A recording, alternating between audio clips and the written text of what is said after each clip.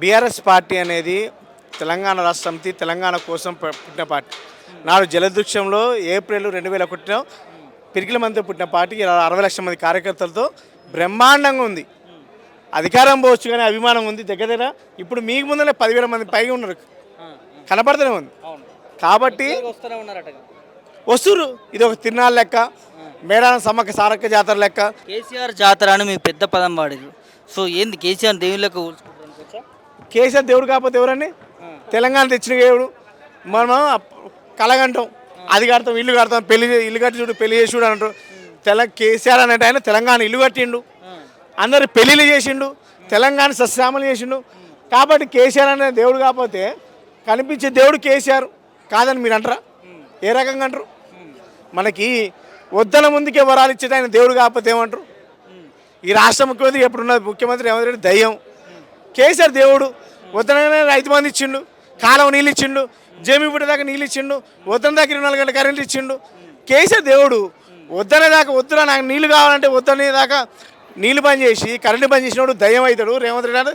దయ్యం సైకో పోవాలా సార్ రావాల నిదానంతో రేపు రాష్ట్రం మొత్తం కూడా ఇలా 10 లక్షల మంది గొంతుగా వినిపిస్తుంది. ఆ గొంతు మరి మీరేమో దేవుడు అంటుర్రు, మరి అట్లాంటి మీ దేవుడిని ఇటు ప్రభుత్వం చాలా విమర్శలు చేసింది, దాన్ని ఎట్లా చూస్తారు?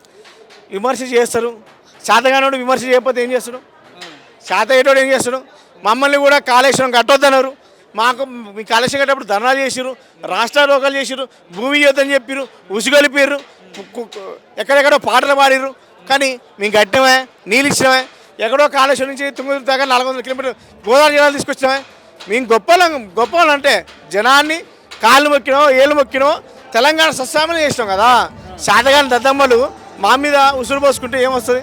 అంతే కదా. ప్రభుత్వం శాతగాది కాబట్టి 16 నెలల కాలంలో 6 మంత్రులు నింపుకోలేకపోయింది.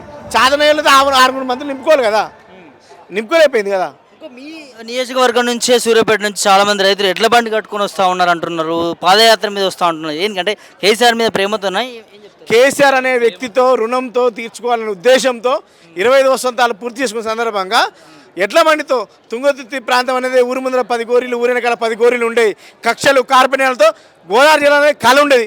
బిఎన్ రెడ్డి కోటేస్తే గోదావరి జిల్లా వస్తాయి, ఇందిని అమ్మ కోటేస్తే గోదావరి జిల్లా వస్తాయి, ఎన్టీ రామారావుకి వేస్తే ఏ అయ్యకి ఏ అమ్మకి ఓటేస్తే కూడా గోదావరి జిల్లా రాలే. కేసీఆర్ అనే ఆయనకి ఒక్కసారి ఓటేస్తే సస్యశ్యామల తుంగతుర్తి ప్రాంతం. కాబట్టి వాళ్ళ రుణం తీర్చుకోవాలని ఇవాళ ఎడ్ల బండితో 500 ఎడ్ల బండితో ఇవాళ ఇక్కడ దాకా రావడం జరుగుతుంది. రేపు పొద్దున ఎడ్ల బండితో ఇక్కడ దాకా రావడం జరుగుతుంది. కేసీఆర్ అనే వ్యక్తి శక్తిలాగా మారి 3 లక్షల రూపాయల భూమి 30 లక్షల రూపాయలు చేసిండు. ఎవరైందండి రైతు బంధు? ఎవరైంది రైతు బంధు? ఈ దేశంలో 60 సంవత్సరాలు పరిపాలించే కాంగ్రెస్ పార్టీ కానీ బీజేపీ కానీ ఏ ప్రాంతీయ పార్టీ కానీ ఏ దేశంలో కూడా రైతు బంధు ఇవ్వలేదు, రైతు రుణమాఫీ చేయలేదు, కాలం నీళ్ళు ఇవ్వలేదు, కరెంటు ఇవ్వలేదు. కాబట్టి కష్టకాలంలో రైతాంగాన్ని కాపాడుకుంది ఒక కేసీఆర్ మాత్రం. కాబట్టి ఇలా కాలం నీళ్ళు వచ్చినాయి, కరెంటు వచ్చినాయి. కాబట్టి ఆయన కడుపులో పెట్టి కాపాడుకునే ఉద్దేశంతోనే ఎడ్ల బండితో రైతాంగం మొత్తం కూడా మద్దతుగా ఇక్కడ దాకా రావడం జరుగుతుంది. అసలైన భక్తుడు, అసలైన కేసీఆర్ ఒక్కసారన్నా ఈ రేవంత్ రెడ్డి సన్నాసి పేరు తలుస్తాడనే ఉద్దేశంతో రేవంత్ రెడ్డి కేసీఆర్ తిడతా ఉండు. ఎన్నిసార్లు తిట్టినా ఈ సన్నాసి పేరుతాడు. ఒక పట్టబళ్ళు మిట్టమధ్యం దొరికిన ఓడినోడు దొంగ లెక్క చూస్తాం కానీ దేవుడు లెక్క చూడరు. ఈ ప్రాంతంలో దేవుడు అంటే కేసీఆర్. ఎక్కడో 400 కిలోమీటర్లు ఉన్న కాళేశ్వరం తీసుకొచ్చి మా కాళ్ళు కరిగినాయని దేవుడు అంటారు, కానీ మిట్టమధ్యం దొరికిన దొంగని దేవుడు అంటారు. కాబట్టి కేసీఆర్ తిడితే నేను దేవుడు అయితే అనుకుంటా, కానీ దేవుడు కాదు, నువ్వు దొంగవి కాబట్టి దొంగ అంటారు. నువ్వు సచ్చే కాలంలో ఒక్కసారైనా కేసీఆర్ రేవంత్ రెడ్డి పేరు తలుతున్నాయి. నువ్వు చచ్చిపోయినా కానీ రేవంత్ రెడ్డి గారు పేరు తెలవడు. ఈ రాష్ట్ర ముఖ్యమంత్రి చచ్చిపోయినని చెప్తారు కానీ రేవంత్ రెడ్డి అని పేరు చెప్పడు. అది అరే ఇదేమన్నా ఎలంపాట అండి? కేసీఆర్ రైతు బంధు 10,000 ఇచ్చినని సన్నాసి 10,000 ఇస్తావా? 3 పనులకు 15,000 ఇవ్వాలా? నేను రైతు భరోసా ఇస్తానా? ఈ సన్నాసి 15,000 రూపాయలు తీసేసి 12,000 చెప్పిండు. 10,000 వద్దన్నా కానీ 10,000 ఇచ్చిన సన్నాసి అవుతారా? ఉన్న 10,000 తీసేసి 12,000 ఇచ్చిన ఈయన సన్నాసి అవుతారా? గుర్తుపెట్టుకోవాలి. ఈ రాష్ట్రానికి వద్దన్న రైతును రాజు చేసిన ముఖ్యమంత్రి కేసీఆర్ గారు, మాజీ ముఖ్యమంత్రి కేసీఆర్ గారే రైతును రాజు చేసిన ఆయనే దేవుడు అవుతాడు. కాబట్టి వీడు దయ్యం అవుతాడు. ఈ శనీశ్వరుడు పోవాలి కానీ సార్ రావాలని కోరుకుంటారు, ఈ సన్నాసి పోవాలా సార్ రావాలని కోరుకుంటారు, ఈ సైకో పోవాలా సార్ రావాలని కోరుకుంటారు. ఈ రాష్ట్ర ప్రజలు సైకో పోవాలా సార్ రావాలని దాంతో రేపు 10 లక్షల మంది గొంతుకు ఒకటే మాట మాట్లాడుతుంది. ఈ రాష్ట్రానికి పెట్టిన సైకో పోవాలి సార్ రావాలని కోరుకుంటారు, కానీ ఈ సన్నాసి ప్రభుత్వం వద్దని కోరుకుంటారు.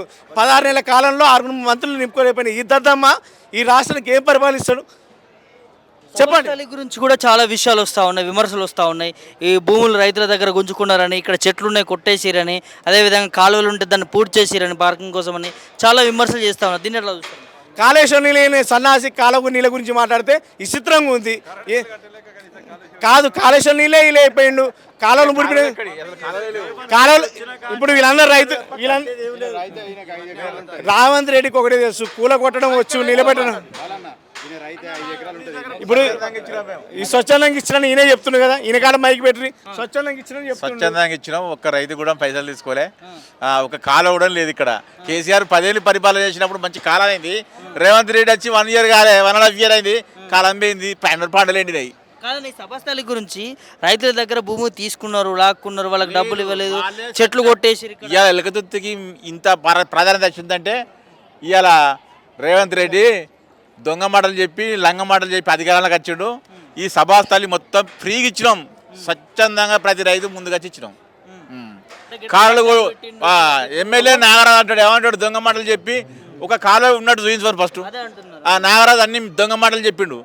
దొంగ మాటలు చెప్పి అధికారంలోకి వచ్చిండు రేవంత్ రెడ్డి. దొంగ మాటలు చెప్పిండు ఈ నాగరాజు సార్. ఈ నాగరాజు సార్ గారు న్యాయమేనా? వచ్చి చూసిండు ఎక్కడ అసలు?